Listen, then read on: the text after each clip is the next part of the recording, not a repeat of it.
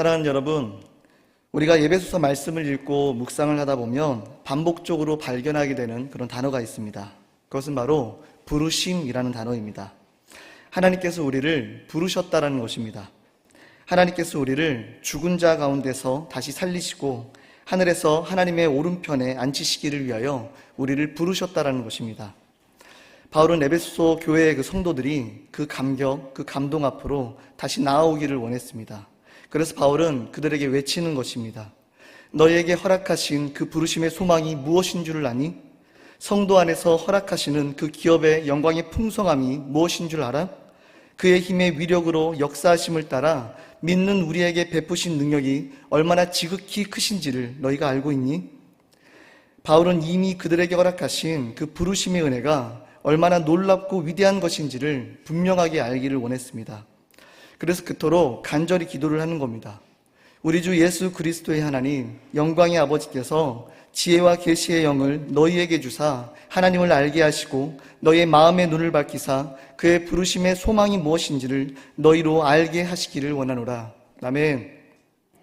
오늘 이 시간 이 바울의 기도처럼 우리 주 예수 그리스도의 하나님, 영광의 아버지께서 지혜와 계시의 영을 우리에게 주셔서 하나님을 알게 하시고 우리의 마음의 눈을 밝히셔서 그의 부르심의 소망이 무엇인지, 성도 안에서 허락하시는 그 기업의 영광의 풍성함이 무엇인지, 믿는 우리에게 베푸시는 능력이 얼마나 크고 놀라운 것인지를 우리가 알게 되시기를 소망합니다.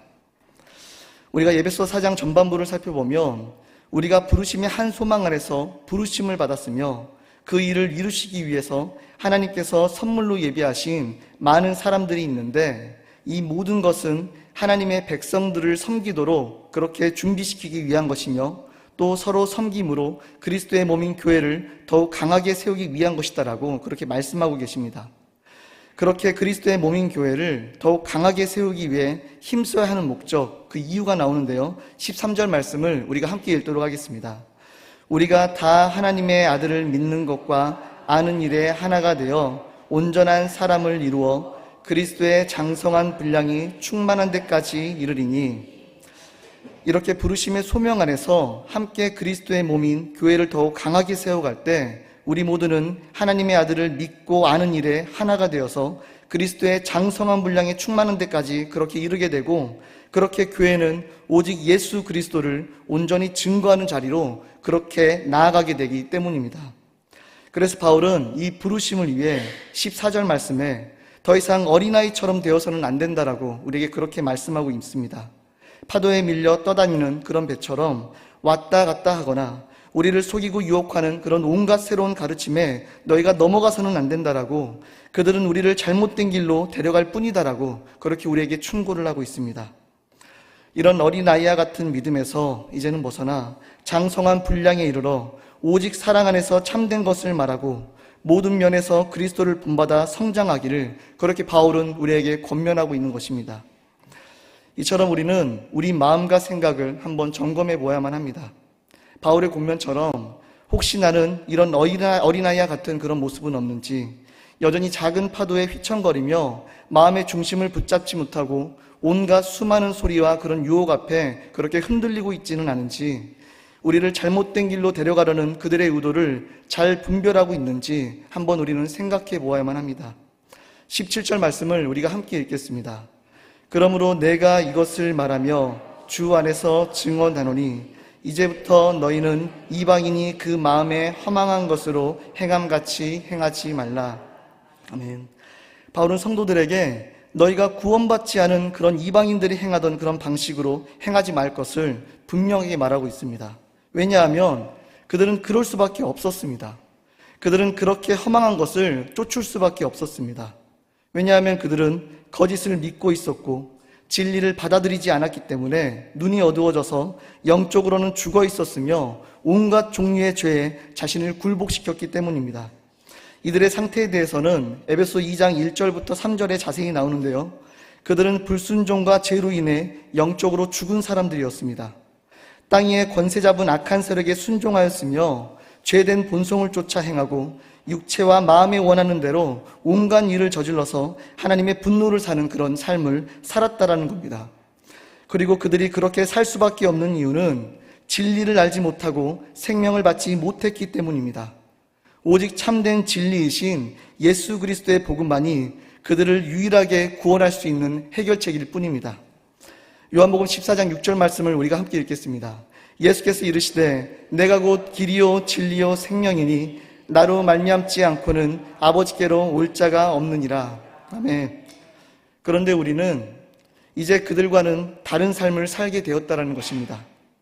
전에는 우리도 똑같이 불순종으로 그런 죄로 인해 영적으로 죽은 자들이었지만 이제 길이요 진리요 생명 되신 그 그리스도로 인하여 전혀 다른 새 생명을 가진 자로 그렇게 살게 되었다는 것입니다. 20절 말씀을 우리가 함께 읽겠습니다. 오직 너희는 그리스도를 그같이 배우지 아니하였느니라. 여러분에게 그리스도는 어떤 분이십니까? 그동안 우리는 수없이 성경을 통해 하나님의 말씀을 접했습니다. 그동안 얼마나 수많은 말씀을 하나님께서 우리에게 허락하셨습니까? 그동안 얼마나 수많은 말씀이 우리의 가슴을 흔들었습니까? 얼마나 많은 말씀 앞에 우리가 무너졌으며 가슴을 치고 회개하며 하나님께 은혜를 구했습니까? 그동안 우리의 마음을 끊임없이 두드리시며 찾아오셔서 그 사랑과 은혜를 말씀하신 분은 누구셨습니까? 바울은 그동안 그들과 함께 하시며 그들에게 말씀하신 그 모든 하나님의 일하심이 절대 거짓이 아니었음을 나는 확신한다라고 그렇게 고백을 하고 있습니다. 21절 말씀에 바울은 이렇게 고백을 합니다. 진리가 예수 안에 있는 것 같이 너희가 참으로 그에게서 듣고 또한 그 안에서 가르침을 받았을진데. 여러분, 이걸 쉬운 성경으로 보면 나는 여러분이 진정 그분의 말씀을 들었고 또 배웠으므로 진리 되신 그분 안에 살고 있다라고 확신합니다 라고 그렇게 지금 말을 하고 있는 것입니다. 비록 지금 당장 그들의 삶을 통해 비춰지는 그런 모습은 다시 이전으로 돌아가 이방인과 전혀 다르지 않게 이방인이 그 마음에 허망한 것으로 행한 같이 그렇게 행했고 총명이 어두워지고 무지함과 마음이 굳어짐으로 하나님의 생명에서 떠나 있는 것 같으나 바울은 말하고 있는 것입니다. 나는 여러분이 진정 그분의 말씀을 들었고 또 배웠으므로 진리 되신 그분 안에 살고 있다라고 확신합니다. 저는 이 바울의 고백을 묵상을 하면서 참 많은 감동을 받았습니다. 왜냐하면 바울은 진짜 아버지의 심정으로 그들에게 마음을 전하고 있다라고 그렇게 느껴졌기 때문에 그렇습니다. 이걸 묵상을 하면서 예전에 저희 어머니께서 해주셨던 그런 사랑이 좀 생각이 나게 됐습니다.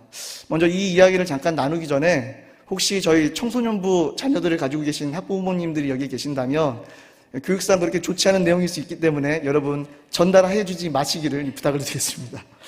네, 여러분, 제가 고등학교 때 밴드부 활동을 하면서 잠깐 세상 문화에 좀 푹 빠졌던 그런 적이 있었습니다. 공연을 하고 나면 그렇게 모여가지고 술자리를 갖는 겁니다. 그렇게 술에 취해서 몰래 집에 들어가서 자고 있으면 새벽에 엄청 시끄러운 소리와 막 흔드는 그런 느낌 때문에 잠에서 깨게 됩니다. 그리고 실눈을 살짝 뜨고 보면 어머니가 그렇게 울면서 저를 막 흔들면서 붙잡고 기도를 하고 계시는 겁니다. 그럼 저도 신앙이 없었던 건 아니어서 너무 민망하고 죄송하기도 하고 좀 그렇잖아요. 차라리 막 야단을 치시면서 그렇게 말씀하시면 반항이라도 하겠는데 그냥 그렇게 울면서 기도만 하시는 겁니다. 그리고선 정신을 차리면 저한테 어머니께서 이렇게 말씀을 하십니다. 너는 그런 아이가 아니라고, 나는 너를 믿는다라고 그렇게 막 말씀을 하시는 겁니다. 여러분, 이런 말이 얼마나 부담스러운 줄 아십니까? 그런데 그 마음이, 그 진심이 느껴지면 여러분 달라지더라고요. 그 이상 죄송해서 아무것도 할 수가 없습니다. 진짜 왠지 나는 그런 아이가 아닌 것 같고 진짜 그런 아이가 아닌데 잠깐 정신이 나갔었던 것만 같고, 그러니까 그 믿음에 뭔가 반응하고 싶다는 마음이 들기 시작을 합니다. 저는 이때 받은 그 어머니의 사랑 덕분에 제 인생의 많은 시간 동안 크게 흔들리지 않고 중심을 잡고 살 수 있었습니다. 왜냐하면 이런 사랑을 하나님이 늘 제 삶에 허락하시고 계신다는 걸 이제는 알고 있기 때문에 그렇습니다. 여러분, 믿어주시는 겁니다. 내 믿음이 흔들릴 때, 나도 나를 믿지 못하겠고 내 스스로가 확신이 없을 때 마치 어머니께서 제 손을 붙잡고 너는 그런 아이가 아니라고, 나는 너를 믿는다라고 그렇게 말씀해 주셨던 것처럼 바울이 에베소 교회를 향해 지금 비록 너희의 모습이 이방인과 전혀 다르지 않게 허망한 것을 쫓고 총명이 어두워지고 무지함과 마음이 굳어짐으로 하나님을 떠나 있는 것 같으나 나는 안다.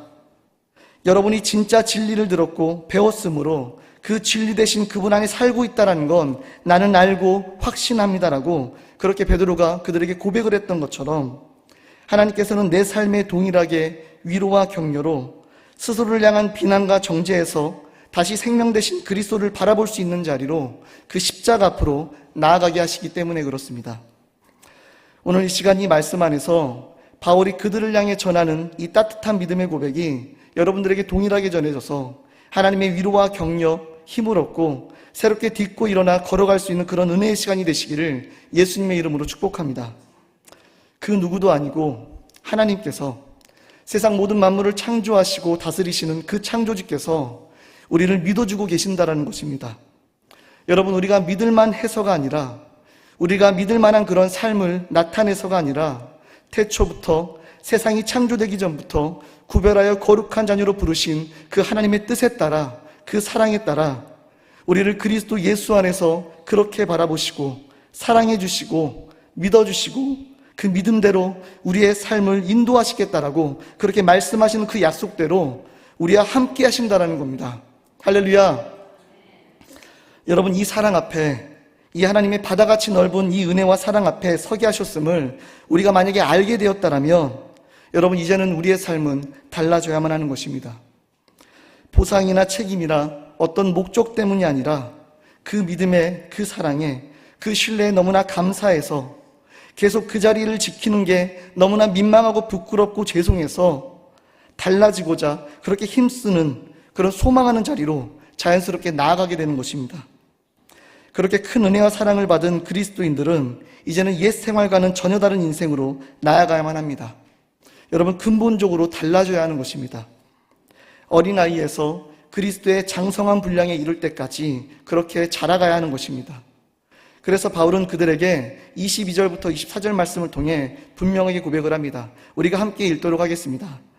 너희는 유혹의 욕심을 따라 썩어져가는 구습을 따르는 옛사람을 벗어버리고 오직 너희의 심령이 새롭게 되어 하나님을 따라 의와 진리의 거룩함으로 지으심을 받는 새 사람을 입으라. 아멘. 바로 옛사람을 벗어버리고 심령이 새롭게 되어 새 사람을 입으라는 것입니다. 여러분, 로마서 6장 말씀을 보면 우리의 옛사람이 십자가에 못 박혔으며 장사 지낸 바 되었다라고 그렇게 우리에게 이야기하고 있습니다. 여러분, 여기서 옛사람이 십자가에 못 박혔다라는 것을 동의하는 게 바로 옛사람을 벗어버리는 행위입니다. 나에게 있어서의 그런 옛사람은 이제 죽었다라는 것입니다. 우리가 그렇게 이제 새 사람, 새 생명을 가진 자로 그렇게 살아가기 위해서는 그 옛사람을 벗어버리는 그런 결단이 반드시 필요하다는 걸 여러분 기억하시기를 바랍니다. 요한복음 11장에는 죽은 나사로에게 예수님이 찾아가셔서 그를 부르시는 그런 장면이 기록이 되어 있는데요. 죽었던 나사로가 예수님께서 오라 말씀하시니 그 말씀을 듣고 걸어 나오는 겁니다. 여러분, 그런데 온몸에 천이 칭칭 감겨져 있는 겁니다. 그 상태에서는 제대로 움직일 수가 없습니다. 그러니까 예수님께서 어떻게 말씀하시죠? 감겨있던 천을 풀어주라고 그렇게 말씀을 하십니다. 그래서 자유롭게 돌아다니게 하라고 그렇게 말씀하시는 겁니다. 예수님의 부르심의 음성에 죽었던 나사로가 살아나 밖으로 걸어 나온 것도 너무나 놀라운 일이지만 여러분, 그게 다가 아니라는 것입니다. 그렇게 나온 그에게는 여전히 온몸을 감고 있는 그런 천이 있는 겁니다. 그 상태에서는 제대로 움직일 수가 없습니다. 그냥 어정쩡하게 뒤뚱뒤뚱 그렇게 다니는 겁니다. 우리는 그 묶인 것을 풀어버려야 합니다. 그래야 그가 자유롭게 돌아다닐 수 있는 것입니다. 그래야 그 감겨있는 그 천을 풀어야 진리의 거룩함으로 지으심을 받은 그 새 사람을 입을 수가 있게 되는 것입니다. 여러분, 여전히 감겨있는 천이 무엇입니까? 예수님의 음성에 죽은 자였던 우리가 이제는 새 생명을 얻어 나올 수 있었지만 여전히 우리를 묶고 올바르게 반응하지 못하게 방해하는 그 천이 무엇인지 여러분 꼭 묵상해 보시기를 바랍니다. 이 시간 성령의 능력으로 그 모든 묶인 것에서 자유케 되시기를 축복합니다. 예수 그리스도께서 나사로에게 말씀하셨던 것처럼 우리에게 말씀하십니다. 죽었던 자에게는 나아오라 말씀하시며 묶여있는 자에게는 풀어놓아 다니게 하라 그렇게 말씀하시는 겁니다. 이 시간 그 말씀이 그 생명임을 믿는 자, 그 말씀이 능력임을 믿는 모든 자에게 나사로에게 역사하신 그 성령의 역사가 동일하게 이루어지는 시간이 되시기를 예수님의 이름으로 축복합니다. 그렇게 옛사람을 벗어버리고 심령이 새롭게 된 그런 하나님의 자녀들에게는 이제는 마지막으로 단 한 가지가 남아 있습니다. 바로 하나님을 따라 의와 진리의 거룩함으로 지으심을 받은 새 사람을 입는 것입니다. 여러분, 그 은혜의 옷을 입으시기를 바랍니다. 우리를 그렇게 살아가게 하실 수 있는 유일한 분은 여러분 오직 성령님 뿐입니다. 여러분, 성령 충만함을 구하시기를 바랍니다. 이제는 더 이상 이전 것으로 돌아가 버리는 그런 어리석음에서 벗어나 새 사람, 새 생명, 새 것으로 살아가시기를 예수님의 이름으로 축복합니다. 여러분, 말씀을 정리하도록 하겠습니다. 우리는 오늘 에베소서 4장 말씀을 통해 하나님의 백성에게 약속하신 복이 얼마나 풍성하고 놀라운 것인지를 깨닫게 하시고 믿는 자 안에서 역사하시는 하나님의 큰 능력이 무엇인지를 우리에게 알게 하셨습니다. 또한 이제 우리는 더 이상 허망한 것을 행하는 그런 이방인이 아니요 총명이 어두워져 무지함과 마음이 굳어짐으로 하나님의 생명에서 떠난 자도 아니며 오직 그리스도를 사랑 안에서 장성한 분량에 이르기까지 그렇게 자라가게 하실 것임을 우리에게 알게 하셨습니다. 그렇게 사랑하는 여러분, 이제 그리스도의 길을 걸어가시기를 바랍니다. 썩어져가는 구습을 따랐던 그 옛사람을 벗어버리시기를 바랍니다. 그것은 이제 우리의 모습이 아닙니다. 그 모든 옛 모습은 이제 십자가에 그리스도와 함께 이미 못 박았음을 여러분 기억하시기를 바랍니다. 여러분을 묶고 있는 그 모든 것 가운데서도 이제는 자유케 되시기를 소망합니다. 이미 그렇게 하라, 그렇게 말씀하신 그리스도의 말씀을 믿고 행하시기를 바랍니다. 그래야 우리의 심령을 새롭게 하시며 거룩하게 지으심을 받은 그 새 사람으로 살아가기 위해 우리와 함께 하시는 성령의 인도하심을 붙잡고 그렇게 충만하게 하시는 그 은혜를 누리는 삶이 되시기를 다시 한번 예수님의 이름으로 축복합니다.